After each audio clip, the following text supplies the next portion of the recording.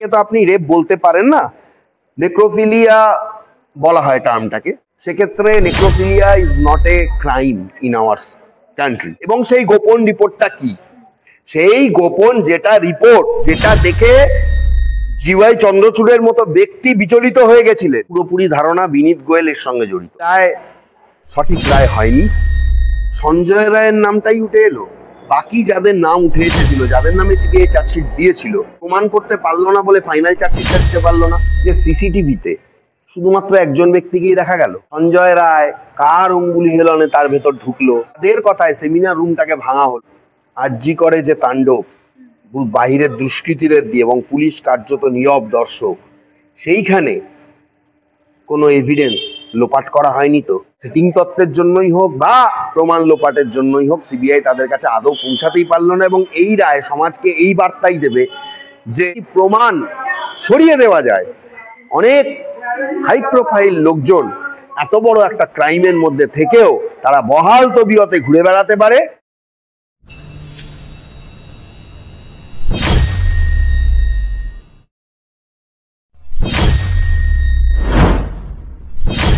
বড়সড় একটা রায়দান হলো। সঞ্জয় রায়কে যাবজ্জীবন কারাদণ্ড দিল, ফাঁসির ঘোষণা না করে যাবজ্জীবন কারাদণ্ড দিল। কি বলবেন? দেখুন, আমাদের দেশের আইন অনুযায়ী ফাঁসি এটা হচ্ছে একটা, মানে এই ধরনের কেসে প্রাইম হচ্ছে একটা ক্রাইম, মানে প্রাইম একটা সাজা, এর উপরে তো আর কোনো সাজা হতে পারে না। কিন্তু আমার মনে হয়েছে বিচারপতিরা বেশ কিছু বিষয় তদন্ত করেছেন, তারা মানে তদন্তের গতি প্রকৃতি অনুযায়ী বেশ কিছু বিষয় তারা পর্যালোচনা করেছেন। আমার ব্যক্তিগত ধারণা যে শুধুমাত্র সার্কামস্ট্যান্সিয়াল এভিডেন্সের ওপর ভিত্তি করে যেখানে একজন অপরাধী, এত বড় একটা কেসের অপরাধী, তার বিরুদ্ধে সরাসরি কোনো প্রত্যক্ষদর্শী প্রমাণ নেই, আই উইটনেস বলে যে আমরা কথাটা বলি, সেটা কেউ নেই। এটা একটা অত্যন্ত মানে প্রশ্নের বিষয়। সিবিআই তদন্ত করছে, সেটা ঘটনা করেছে হসপিটালের মতো একটা জায়গা, সরকারি হসপিটাল। মাঝরাতে ঘটনা ঘটুক বা ভোরবেলা ঘটুক, দুটোর টাইমের নিয়েও ফারাক আছে, কখন হয়েছে ঘটনাটা। একটাও লোক থাকবে না, একজনও ডাক্তার থাকবেন না, কোনো রোগী থাকবে না, কোনো স্টাফ থাকবে না, শুধুমাত্র সঞ্জয় রায় আর ওই মহিলা থাকবেন, আর ঘটনাটা ঘটবে। এটা কেমন যেন একটা, মানে সেই সিনেমার একটা চিত্রনাট্যের মতো মনে হচ্ছে। এর মধ্যে বাস্তব খুব কমই আছে বলে আমার ধারণা, হয়তো বিচারকদেরও তাই ধারণা হতে পারে। আরেকটা বড় বিষয় হচ্ছে সিবিআই যে ইনভেস্টিগেশন করেছে, ইনভেস্টিগেশনে শুধুমাত্র সঞ্জয় রায়ের নামটাই উঠে এলো। বাকি যাদের নাম উঠে এসেছিল, যাদের নামে সিবিআই চার্জশিট দিয়েছিল, তাদের এগেনস্টে কেন প্রমাণ করতে পারলো না বলে ফাইনাল চার্জশিটটা দিতে পারলো না? মানে চার্জশিট দিয়েছিল মানে যাদের নামে তদন্ত প্রক্রিয়া শুরু করেছিল। অথচ এই কেসেই সিবিআই প্রাক্তন প্রধান বিচারপতি জিওয়াই চন্দ্রচূড় তার ঘরে যে গোপন রিপোর্ট দিয়েছিল, সেইটা দেখে তিনি মন্তব্য করেছিলেন যে তিনি খুব বিচলিত হয়ে পড়ছেন। নিশ্চয়ই এটা বোঝা যায় যে সঞ্জয় রায়ের নাম দেখে তিনি বিচলিত হননি। তার মানে সেখানে অন্য কোনো হাইফাই বা হাই প্রোফাইল ব্যক্তির নাম ছিল। আজকে সেইগুলোকে কেন সিবিআই আলোর মধ্যে আনলো না? নাকি পরবর্তীকালে সিবিআই এটা করবে? কিন্তু পরবর্তীকালে করার মানেই হচ্ছে একটা কেসে ট্রায়াল হয়ে সাজা ঘোষণা হয়ে গেল, আবার কেউ যখন সেটাকে বলবে, আবার তাকে প্রক্রিয়ার মধ্যে আনতে হবে, সেই লোকগুলোকে তাদেরকে অ্যারেস্ট করতে হবে, তাদের প্রক্রিয়া সমস্ত দেখাতে হবে, তাদের আবার জন্য চার্জশিট হবে, আবার ট্রায়াল হবে। সঞ্জয় রায়ের ক্ষেত্রে আবার একটা ওপেনিং, সে বলবে যে ওই ট্রায়ালে যদি আমি একাই দোষী সাব্যস্ত হই, তাহলে এখন এদের নাম আসছে, তাহলে এরাও দোষী, এরাও দোষী, তাহলে ট্রায়াল কোথাও আমাকে একাদশী সাব্যস্ত করে করা হয়েছে, এই ট্রায়ালটা সম্পূর্ণ ভুল, তাহলে আবার নতুন করে ট্রায়াল হোক। তার কাছে একটা সুযোগ চলে এলো। আর আমি মনে করি যাবজ্জীবন কারাদণ্ড এই রায় যে হয়েছে, এটা অ্যাপিলেবল রায়। কারণ হচ্ছে যে আপনি যাই বলুন না কেন ঘটনা, এখন তো আইনের জায়গাটাই আসতে হবে, এই রায় অ্যাপিল হবে, এই রায় অ্যাপিল হবে। এবং অ্যাপিলে আমার ধারণা গুনতি সাজায় চলে আসবে, 14 বছর 16 বছর 20 বছর এরকম একটা সাজায় চলে আসবে অন্যান্য কেসের ক্ষেত্রে যেগুলো হয়, মার্ডার কেসের ক্ষেত্রে। আর এখানে রেপ নিয়ে সন্দেহ আছে, যদি ডেড বডির মানে মারার পরে যদি রেপ করা হয়, তাহলে it not amounts two rape, মানে এটাকে তো আপনি রেপ বলতে পারেন না। নেক্রোফিলিয়া বলা হয় টার্মটাকে, সেক্ষেত্রে necrophilia is not a crime in our country. সুতরাং মার্ডারটা যদি আজকে সঞ্জয় রায় না করে থাকে, সেক্ষেত্রে সঞ্জয় রায় প্রাইম অ্যাকিউজড এটা তো আমরা বলতে পারবো না। এবং এখনো এই কেসের আমি মনে করি যে সিবিআই যেটা করেছে তড়িঘড়ি করে করেছে না সেটিং তত্ত্বে করেছে, আই এম ইন কনফিউজড। কারণ এই রায় যে রায় হয়েছে আমার মনে হয় যে এই রায় সঠিক রায় হয়নি। এর মধ্যে আরো অনেক ব্যক্তি জড়িত, সেটিং তত্ত্বের জন্যই হোক বা প্রমাণ লোপাটের জন্যই হোক, সিবিআই তাদের কাছে আদৌ পৌঁছাতেই পারলো না। এবং এই রায় সমাজকে এই বার্তাই দেবে যে যদি এভিডেন্স লোপাট করে দেওয়া যায়, যদি প্রমাণ সরিয়ে দেওয়া যায়, অনেক হাই প্রোফাইল লোকজন এত বড় একটা ক্রাইমের মধ্যে থেকেও তারা বহাল তবিয়তে ঘুরে বেড়াতে পারে এবং কার্যত তাদের কোনো আইন দিয়েই তাদের অপরাধকে প্রমাণ করা সম্ভব নয়। এরকম মানে এই প্রমাণ লোপাট বা এই যে সঞ্জয় রায়ের সাথে আরো কেউ অভিযুক্ত থাকতে পারে, দোষী থাকতে পারে, সেই দিক থেকে একটা পয়েন্ট বেরিয়ে আসছে যে সঞ্জয় রায় যখন গ্রেফতার হয়েছিল তখন বারবার করে বলছিলেন তিনি যে তাকে ফাঁসানো হয়েছে এবং তাকে যেই কার্যক্রমগুলো করতে বলা, মানে যেগুলো করেছিল সেগুলো নাকি ওপর থেকে নির্দেশ ছিল, অর্থাৎ আইপিএস অফিসার নাকি তাকে নির্দেশ দিয়েছিল করতে। এটা তো মানে দেখুন, এখন রায় ঘোষণার পর সব আসামি অনেক চিৎকার চেঁচামেচি করে, অনেক কিছু বলে। বলছি কেন তার লয়ার, এতদিন মামলা হলো, সে তার লয়ারের কাছে কেন মুখটা খোলেনি, বা এই পিটিশন নিয়ে তার লয়ার কেন সওয়াল করেনি? যদি ওই কোর্টে না এটাকে অ্যাকসেপ্ট হতো, ওটাকে অ্যাপিল করে সে সুপ্রিম কোর্ট যেতে পারতো, সুপ্রিম কোর্টে মামলা চলছে, এই ব্যাপারগুলোকে কেন নিয়ে আসা হয়নি? আজকে তো সে অনেক কিছুই বলবে।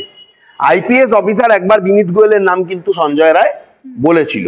আমার তো পুরোপুরি ধারণা বিনীত গোয়েল এর সঙ্গে জড়িত, পরিষ্কার আমি বলছি। কারণ ডাক্তাররাও তার দিকে আঙুল তুলেছিল, তার গাফিলতি রয়েছে। এবং আমি এখনো পর্যন্ত মনে করি টালা থানার ওসি এর মধ্যে জড়িত। তার কারণ হচ্ছে যে ওই যে পোস্টমর্টেমটা হবে কি হবে না, এইটা টালা থানার ওসি বলেছিলেন যে আমি উপযুক্ত, মানে পোস্টমর্টেম ডাক্তার কিন্তু করতে চাননি, কিন্তু তিনি ওখানে বলেছেন যে আমি নিয়ে আসবো, আমি পারমিশন নিয়ে আসবো, যেহেতু 6টা বেজে গেছে। এইটাও একটা ফ্যাক্টর। যদি মাঝরাতে খুন হয় অথবা যদি সকালবেলা খুন হয়, এতক্ষণ সময় ডেড বডিটা পড়ে থাকলো, তার পোস্টমর্টেম হলো না, সন্ধ্যেবেলায় তার পোস্টমর্টেম করতে হলো, কার নির্দেশে? কেন একটা হসপিটালে, সরকারি হসপিটালে একটা ডেড বডি পড়ে আছে, তার বাড়িতে জানানো হচ্ছে যে আপনার মেয়ে অসুস্থ, আপনি আসুন, এই হোক সেই হোক, কার নির্দেশে? এবং যাদের নির্দেশে এগুলো করা হয়েছে, যদি তাদের নাম সন্দীপ ঘোষ হয়, টালা থানার ওসি হয়, যেগুলো সিবিআই সার্কামস্ট্যান্সিয়াল এভিডেন্সে এনেছিল, তাদের নামে চার্জশিটটা সঠিক সময় রাজ্য সরকারকে দিয়ে সই করানো হলো না কেন? অথবা সুপ্রিম কোর্টেও এই পারমিশনটা চাওয়া হলো না কেন যে তাদের চার্জশিট আমরা পেশ করতে চাই, রাজ্য সরকার এটাকে অ্যাকসেপ্ট করুক? নাকি সিবিআই অন্যান্য কেসের মতন এই কেসেও সেটিং তত্ত্ব খাড়া করার জন্য, মানে সেটিং করে কার্যত কিছুই করলো না এবং রিপোর্ট দেওয়ার পরও কার্যত তারা চুপচাপ থেকে গেল? অনেক প্রশ্ন এর মধ্যে রয়েছে। আমি একটা কথাই বলবো, দেখুন, অভয়া সঠিক বিচার আমার মতে এখানে হয়নি, অভয়া সঠিক বিচার পায়নি। এবং আমার ব্যক্তিগত মতামত যদি আপনি বলেন একজন আইনজীবী হিসাবে, এই রায় রাজ্য সরকারের বিরুদ্ধে যেহেতু টাকা দেওয়ার অর্ডার হয়েছে, আমি আপনাকে বলছি 2 দিনের মধ্যে রাজ্য সরকার হাইকোর্টে অ্যাপিল করবে অথবা সুপ্রিম কোর্টেও গিয়ে বলতে পারে যে মামলা সুপ্রিম কোর্টে পেন্ডিং রয়েছে। সুতরাং এই রায় অনেক জায়গা খুলে দিয়ে গেল এবং সঞ্জয় রায়ের সাজাও যে এইটা থাকবে এটা আমার মনে হয় না, এই সাজা কমবে, আরো কমবে। অভয়ার যে দেহ, সেটা সৎকারের এত তড়িঘড়ি কেন? এর বিরুদ্ধেও অনেক যুক্তি আছে। আপনি যদি, আমি সেই কাউন্সিলরের একজন অনুগামীর সাথে কোনো একটা নিউজ চ্যানেলে আমি বসেছিলাম, আমি মানে ডিবেটে আমি বসেছিলাম। তিনি সেখানে দাবি করছেন যে সেই সময়ে নাকি কোনো বডি ছিল না এবং কাউন্সিলর সেখানে সই করেননি, কেউ সেটা দেখাতে পারবে না। আর কাউন্সিলর দেখছিলেন তার ফ্যামিলির লোকজন নাকি অনেক দেরি করে আসছে, তার বাবা মা খুব কান্নাকাটি করছে, তারা আসলে নাকি আরো নার্ভাস হয়ে যাবে, সেই জন্য তিনি নির্দেশ দিয়েছিলেন যে এরকম একটা মানুষ যে মারা গেছে তাকে নাকি পুড়িয়ে ফেলা হয় হোক। এবং এবং হচ্ছে যে একজন মারা গেছে বলেই নাকি তারা গেছিলেন। অনেকের বিরুদ্ধে অনেক সাফাই আছে, অনেক যুক্তি আছে, কিছু তো ঘটনা আছেই। কেন তাকে এত তাড়াতাড়ি পোস্টমর্টেম করা হলো?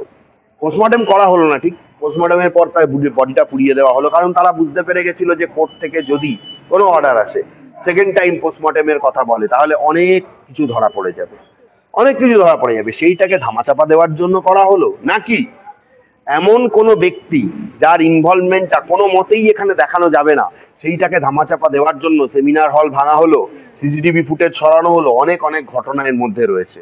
সঠিক তদন্ত হয়নি, ইনফ্যাক্ট সিবিআইও সঠিক পথে তদন্ত করতে পারেনি, যদিও সিবিআই কে বারবার যে প্রাক্তন বিচারপতি চন্দ্রচূড় তিনি বলেছিলেন যে সিবিআই একদম মানে গোল্ডেন আওয়ারটা সেটা তারা পায়নি, প্রথম 5 ঘন্টা গোল্ডেন আওয়ার সেটা তারা পায়নি, তারা 9 দিন পর তদন্ত শুরু করেছে, ইত্যাদি ইত্যাদি ব্যাপার। কিন্তু সিবিআই এর কাছে আজকের যুগে আর কোনো কি টেকনোলজি নেই, কোনো কিছু নেই যা দিয়ে সিবিআই পুরো তদন্তটাকে করতে পারে, যা দিয়ে প্রকৃত অপরাধীদের ধরা যায়, নাকি প্রকৃত অপরাধীদের নাম বা রিপোর্ট সেগুলো কোথাও গিয়ে কোর্ট ছাড়াও কোথাও গিয়ে খোলসা হয়ে গেছে এবং সেইখানে দেখে সেখানে সেটিং তত্ত্ব অলরেডি হয়ে গেছে, যার জন্য কার্যত সিবিআই চুপ করে গেল এবং কার্যত সঞ্জয় রায়কেই বলির পাঠা করা হলো। অনেক প্রশ্ন তুলে দিয়ে গেল। আমার মনে হয় এই বিচার সঠিক বিচার নয়। আরেকটা শেষ প্রশ্নে যাব যে আজকে যে রায়দান হলো এবং এই রকম ধরনের একটা রায়দান, এর নেপথ্যে কি বিচারক কি ব্যাপারটাকে জিইয়ে রাখার চেষ্টা করলো, পরবর্তীতে এটাকে আবার তুলবে বলে? এটা আমার মনে হয় না, কারণ একজন বিচারক তিনি রায় দিয়েছেন, কিন্তু তার সামনে সুযোগ খোলা থাকছে, এটা আমি বলতে পারি। দেখুন, ওই কোর্ট হয়তো আর কিছু করতে পারবে না, কিন্তু যদি বাকিদেরকে সিবিআই এখন দেখা গেল যে আরো কিছু এভিডেন্স পেল, সেই এভিডেন্স অনুযায়ী সিবিআই তদন্ত করলো, মুখোমুখি বসিয়ে জেরা করলো, সিবিআই তাদের মধ্যে কাউকে অ্যারেস্টও করলো, অ্যারেস্ট করার পরে সিবিআই আবার তাহলে তাদেরকে চার্জশিট দিল, হ্যাঁ, তাহলে চার্জশিট যদি দেয়, তারা বেল পেলে ভালো, বেল তো পাবে না, ট্রায়াল শুরু হবে। তাহলে ট্রায়াল যখন শুরু হবে, সঞ্জয় রায়ের ক্ষেত্রেও তো তখন একটা ওপেনিং থেকে গেল, সে বলবে, মানে তার বলা উচিত, তার লয়ার মারফত এটা বলা উচিত যে তাহলে প্রমাণ হচ্ছে যে আমি একা দোষী নই, আরো অনেক লোক দোষী, না হলে আজকের এই জায়গা আসছে না। এই জায়গাটা এই রায়ের মধ্যে থেকে গেল। আর একটা হচ্ছে যে অ্যাপিল করলে এই রায় নিয়ে আরো অনেক কিছু করা যাবে, এবং যেহেতু ফাঁসির সাজা হয়নি, এটা ঘুরিয়ে যে ফাঁসি হবে, কারণ আমরা সাধারণত দেখেছি সর্বোচ্চ সাজা হলে সেটাকে সাধারণত কোর্ট অন হিউম্যানিটেরিয়ান গ্রাউন্ড মানে কাস্টডি রাখে, কাস্টডি সাজাটা হয়ে গেছে, সেক্ষেত্রে এর থেকে কম কিছু হতে পারে বা এটাই থেকে যেতে পারে। এই একটা জায়গা কোর্ট সুবিধা করে দিয়ে গেল। আমি মনে করি সুপ্রিম কোর্টে গেলেও সঞ্জয় রায়ের ফাঁসি সাজা আর হবে না। সেমিনার হলে সঞ্জয় রায়ের প্রবেশের যে চিত্র খতিয়ে দেখা হয়েছে, কিন্তু তারপরে সিসিটিভি ফুটেজ খতিয়ে দেখা হয়েছে, কিন্তু তারপরে বা আগে যখন ঘটনাটি ঘটে যায়, সেটার সিসিটিভি ফুটেজ কই সামনে তো আসেনি। হ্যাঁ, এটাই হচ্ছে একটা সব থেকে বড় প্রশ্নের বিষয়, যে সিসিটিভিতে শুধুমাত্র একজন ব্যক্তিকেই দেখা গেল, অথচ যদি ঘটনা রাত্রির বেলা হয়, সঞ্জয় রায়ের কোনো সিসিটিভি ফুটেজ তো রাত্রির বেলা নেই। রাত্রির বেলা খাবার যারা অর্ডার দিল, সেই খাবারের মধ্যে থেকে কোনো বিষক্রিয়া করা হয়েছে কিনা, সেখান থেকেই তাকে বিষ খাইয়ে মানে দুর্বল করে তারপর তার উপরে এই ঘটনা ঘটানো হয়েছে কিনা, সেটা কোথাও নেই। তারপরে হচ্ছে যে সঞ্জয় রায় কার অঙ্গুলি হেলনে তার ভেতর ঢুকলো, এটাও প্রশ্নের কোনো উত্তর নেই। এবং কাজের কথায় সেমিনার রুমটাকে ভাঙা হলো, তারা বলছে যে রুটিন চেক আপ, এতদিন হলো না রুটিন, মানে হচ্ছে যে সেটাকে রিপেয়ার, এতদিন হলো না রিপেয়ারের, রুটিনের যে রিপেয়ার সেটা তো এপ্রিল মে মাসে হওয়ার কথা ছিল, জুন মাসের মধ্যে, সেটা ওই সময় ওই আগস্ট মাসেই করতে হলো। তদন্তের গুরুত্ব, কারণ যখনই মানে কার্যত দেখা গেল যখন রাজ্য সরকার তদন্ত করছে তখনও কিন্তু কিছু হয়নি, ঠিক তদন্তটা হাইকোর্টে গেল, হাইকোর্ট ঠিক যেদিন সিবিআই অর্ডার দিল ঠিক সেই দিনই ওই সময় সেমিনার রুম ভাঙতে হলো। এই ঘটনাগুলো অনেক কিছু এবং আরো একটা জিনিস যেটা সবার এড়িয়ে যাচ্ছে চোখ বা চিন্তা ভাবনা, 14ই আগস্টে আরজি করে যে তাণ্ডব বাহিরের দুষ্কৃতীদের দিয়ে এবং পুলিশ কার্যত নীরব দর্শক, সেইখানে কোনো এভিডেন্স লোপাট করা হয়নি তো, যাতে পরবর্তীকালে গিয়ে যখন সিবিআই আস্তে আস্তে ঘটনার ভেতর প্রবেশ করছে কোনো এভিডেন্সই খুঁজে না পাওয়া যায় এইটা। এবং যখন এই ধরনের ঘটনা ঘটে, অকারেন্স, প্লেস অফ অকারেন্সটাকে ঘিরে রাখা হয়, আদৌ কি এখানে ঘিরে রাখা ছিল, বা পুলিশ কখন এসেছিল, অনেক প্রশ্ন উঠছে। টালা থানার ওসি তিনি কার পারমিশন জোগাড় করে দিয়েছিলেন, কিভাবে করলেন? বিনীত গোয়েল যার নাম উঠে আসছে, তিনি কি করছিলেন, ওই সময়?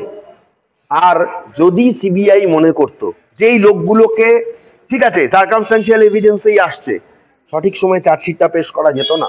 বা এই প্রসঙ্গটা নিয়ে তাদের হাতে তো অনেক বড় বড় লয়ার আছে সুপ্রিম কোর্টে, এই প্রসঙ্গটা নিয়ে হিয়ারিং করা যেত না? আমার মনে হয়েছে অবয়া সঠিক বিচার হলো না। যারা খুন করলো অথবা রেপ করলো তারা 90% লোক বহাল তবিয়তে আজকের ডেটে কোন রকম কোনো কেস ছাড়াই ঘুরে বেড়াচ্ছে।